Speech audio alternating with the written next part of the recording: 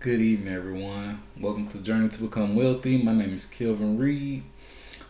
Today was another good day. We've seen 3 green days in a row, right? 3 green days in a row. Does this mean is the correction over?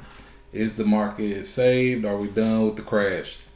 Before we get into it, you guys be sure to take a moment, like, subscribe to the channel, hit the notification bell so that you get notified when I post things to the channel. So before we get into it, right, we know we've had earnings this week. We know we've had news from the feds and just really so much going on, right? But to just kick it off, today is the third green day after seeing January, which has been called the worst month for the market since March of 2020.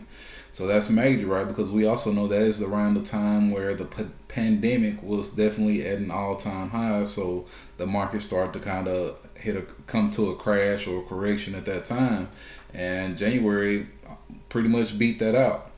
So what we're seeing is the market's starting to return now. Is this thing signaling that everything is over? Is the downturn over? And we really don't know. Only thing we can do is continue to watch the trends and hope for more upward momentum. What we'll see to really just show the strength of the market, we may see a red day where things kind of come down and correct a little bit.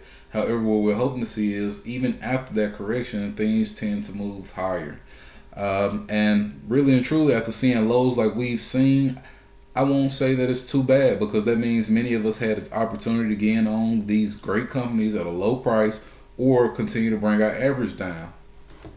So one of the things I want to talk about, let's check out the futures, right?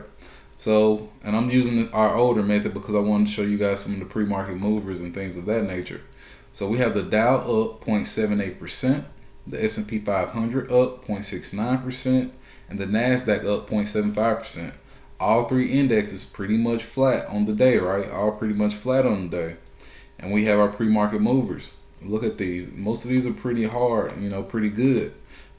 Twitter actually making a return after it's been beat down for several months now, but that's along with the rest of the market.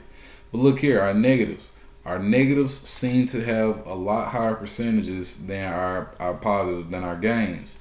This to me signals that tomorrow may actually come back down just a little bit. I mean, we've seen a great pop, right? We've seen a great pop the past 3 days. So, I mean, for us to give a little bit back is not going to hurt. However, these things are just some of the signals that happen. The Hang Seng up 1.07%. Great news for those Chinese markets, things like Webull or Neo, and that's kind of what we want to see. We want to continue to see each index and each market do better and better, push higher. Even the Russell back up 1%. And again, we're seeing things slowly bounce back, right? So now we're only down 9.76% from that 15% that we were at. So we were down at about 15% right there. So we're seeing this thing constantly kind of return to normalcy.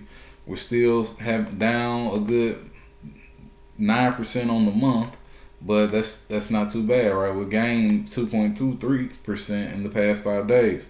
So that's really good news for us. One of the things I like to mention is Google had great news, and this may have been one of those catalysts for the market. Nasdaq futures rise after its third day of gains. Alphabet pops on strong earnings. Nasdaq futures rose in overnight trading on Tuesday, which is today, after the technology-focused average gained for the third day in the regular session. Dow futures fell 40 points. S&P 500 futures gained 0.25%, and Nasdaq 100 futures rose 0.75%.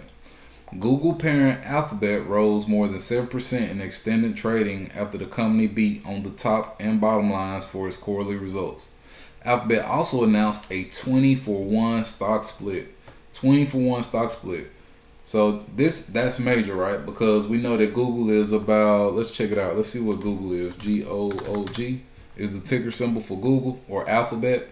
It is currently $3,013. And you see, look at this. This thing pumped up 9% in the after hours based on behind the news of the 20-to-1 split. So let's check this out. Let's pull out a calculator, right? So 3,013 divided by 20. That means we may be able to get shares of Google in the future, the next class shares, about $150 a share. This company has already been booming and showing consistent gains year over year as a company. this is definitely going to be a steal. Also, if you are already an owner of some shares of this, maybe you were bought up back when whatever price it may have been. Let's check this thing out a year ago.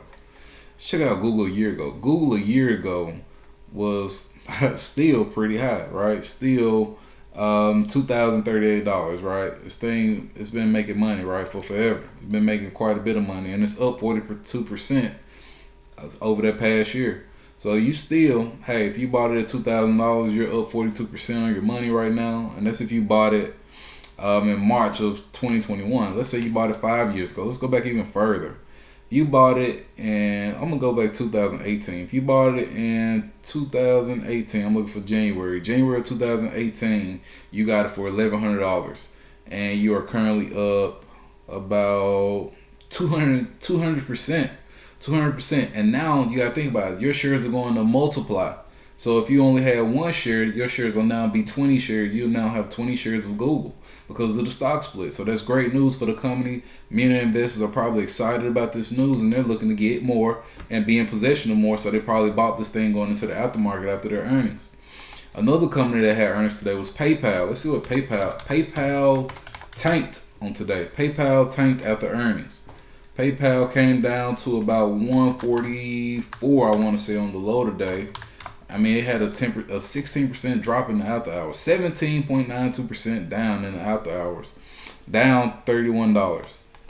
This is major. PayPal is experiencing not really no good news. I mean, you see what it closed at. It closed at 175, and then after hours it came all the way down to 144. Their earnings were not expected. They did not meet their earnings. Their earnings expectations were 1.12 for the quarter.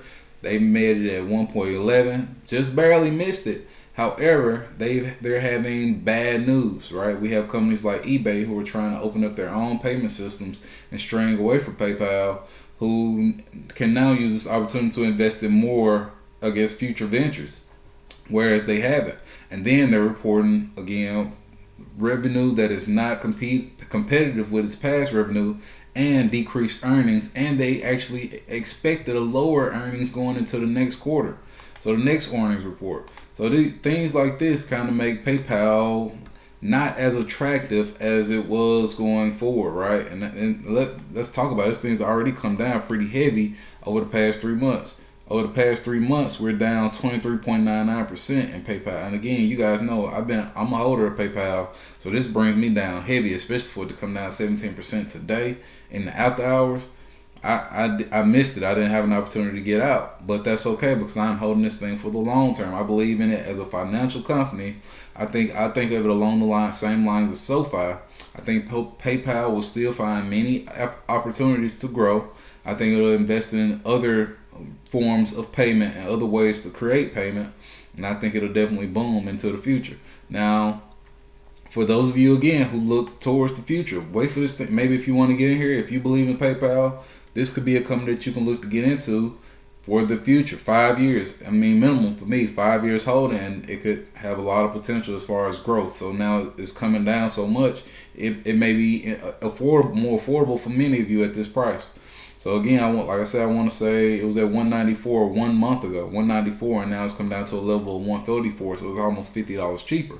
That's not to say that it won't continue to come down, or if the correction turns around and continues. If we don't see any more strong resistance going throughout this week or this month, the month of February, we may continue the correction or continue to crash. Again, I told you guys I expect this stuff to kind of slack up as we got closer to March.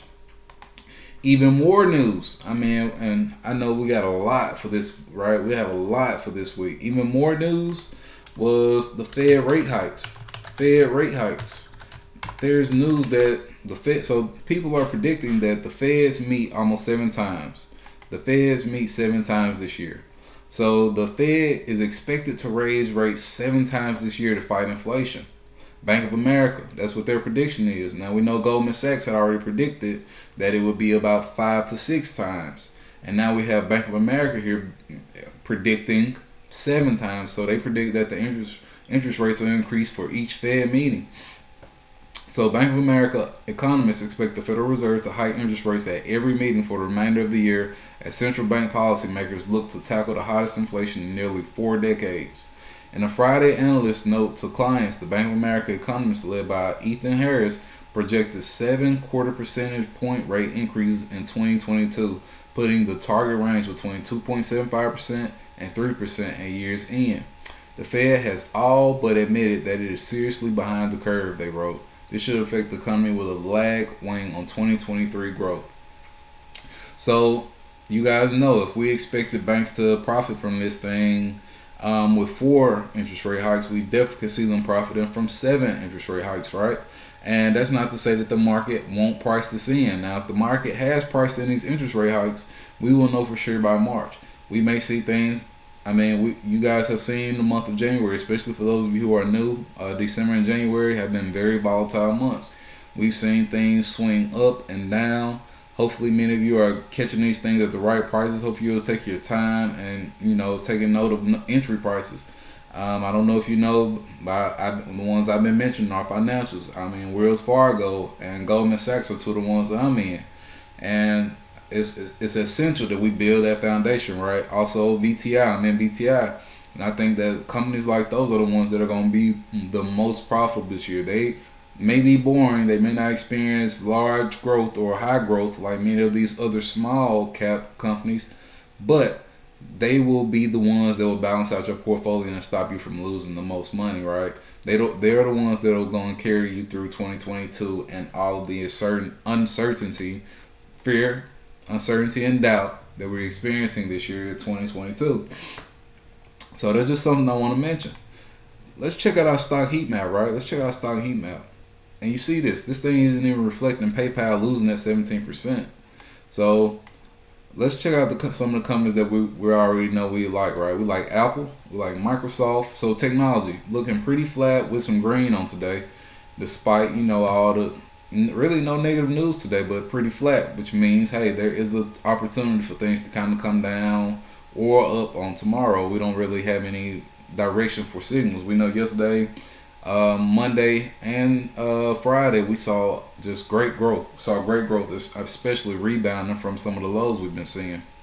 I would say our financials, and you see how bright green they are, right? This is showing based off what the news has been telling us. Wells Fargo up 3%, Bank of America 1.73%, and that may be a catalyst, right? The news of 7 interest rate hikes, and that may be the market trying to price these interest rate hikes in early.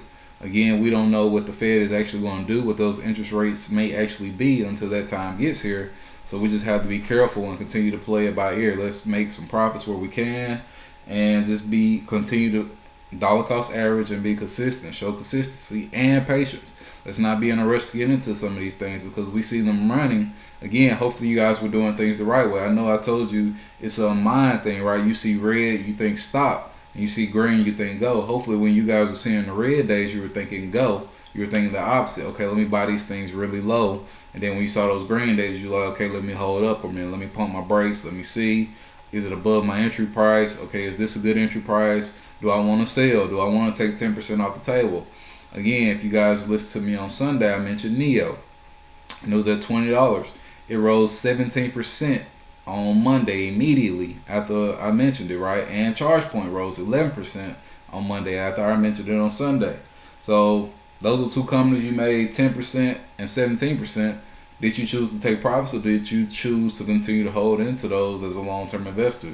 Sort of like me, right? I'm holding into these things the long term because I know that they both have a lot of growth that they can come. So whereas right now they may have made me 10 to 17%, I believe there's an opportunity for them to make me 50 to 100% growth, especially with my goal for this year. So those are the type of things I have to be paying attention to. Communication services. Google up 1.73%. Facebook up 1.83%. Snap up 3.44%. But again, if you pay attention to these trends, you see these things are way beat down. So they may still be in great buy ranges. Netflix, Netflix, again, I told you guys, if I'd have had the money the day that it dropped, I saw it dropping those after hours, I would have been on this thing. I would have jumped on this thing. And hey, I told you guys, PayPal dropped. It had bad earnings. I still jumped on it to bring my average down because I don't know. It may still shoot back up tomorrow or whatever the case may be. However, I want to bring my average down as low as possible so that I can be closer to the profitable level in the run-up when it happens. But Netflix, 18% from yesterday and today is the, I think, what the profit was. So I'm gonna pull this thing up. Let's pull up Netflix. Let's check out Netflix, because I think it's just crazy the amount of profit that this thing's made in the past couple of days. It came all the way down here to 358, and it's up here at 458, up 20% over the past 5 days. Crazy growth potential, and that's after the earnings, right? After the earnings, people didn't like the earnings, similar to PayPal. People didn't like the earnings prediction, and they were jumping ship, and then they got back in like, these prices are such a deal. They couldn't, they didn't feel any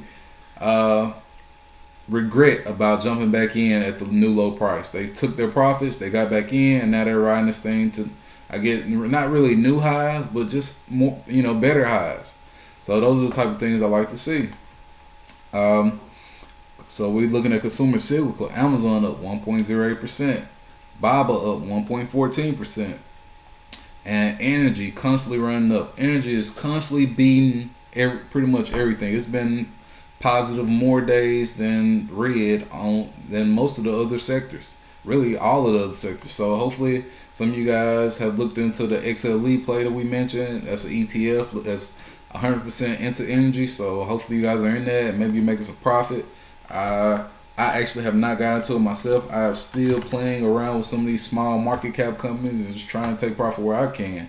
It was up 3.56% for today, and it is up 4.29% on the past 5 days. And let's see what it's doing for the month. XLE, it is up 23% for the month. So if we threw all of our money in here a month ago on January 1st, we would already be up 23%. We would already be up 23%. Now, again, I caught this a little on the late end, on the tail end, but hopefully, maybe some of you guys who are already previous investors are already in this and already looking for the growth. And hopefully, we see more of this growth. Hopefully, we get into here and we continue to see even more growth into this company. That's XLE. Again, it's an energy select sector ETF.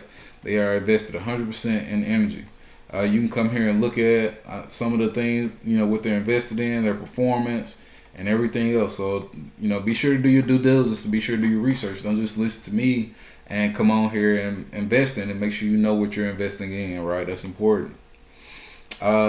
Basic materials and industrials, both showing some green. Utilities and real estate showing down, but kind of flat. And consumer defensive. Walmart up 0.79%. Again, Walmart is another one of those companies that I think it may not be as exciting.